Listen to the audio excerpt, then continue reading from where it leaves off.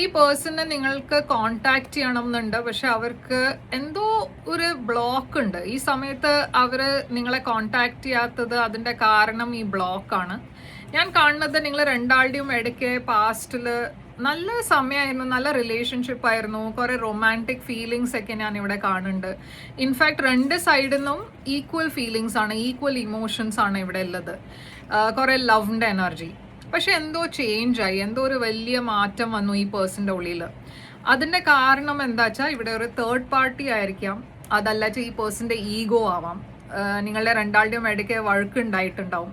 അതിന്റെ കാരണം ഈ പേഴ്സൺ കുറച്ചൊരു പിന്മാറി. അവർക്ക് ഇപ്പോൾ മുമ്പത്തെ മാതിരി ഒരു കോൺഫിഡൻസ് ഇല്ലാത്ത മാതിരി ഒരു ഫീലിംഗ് വന്നു.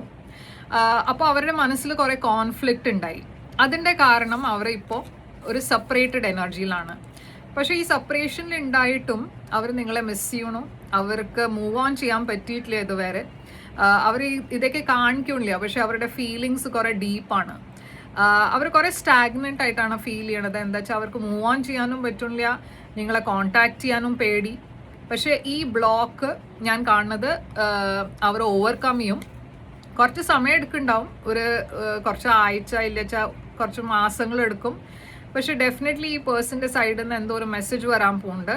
ഒരു റീകൺസിലേഷന്റെ മെസ്സേജ് ആവാം, അതല്ല ഇതൊരു അപ്പോളജി ആവാം. ഇവർ നിങ്ങളെ മെസ്സേജ് ചെയ്യും.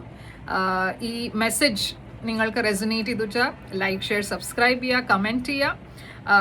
ഐ ക്ലെയിം എന്ന് കമൻസിൽ എഴുതാൻ ഈ റീഡിങ്ങിനെ ക്ലെയിം ചെയ്യാം. ഞാൻ തിരിച്ചു വരും വേറൊരു റീഡിങ് കൊണ്ടുവന്ന്. അതുവരെ ടേക്ക് കെയർ.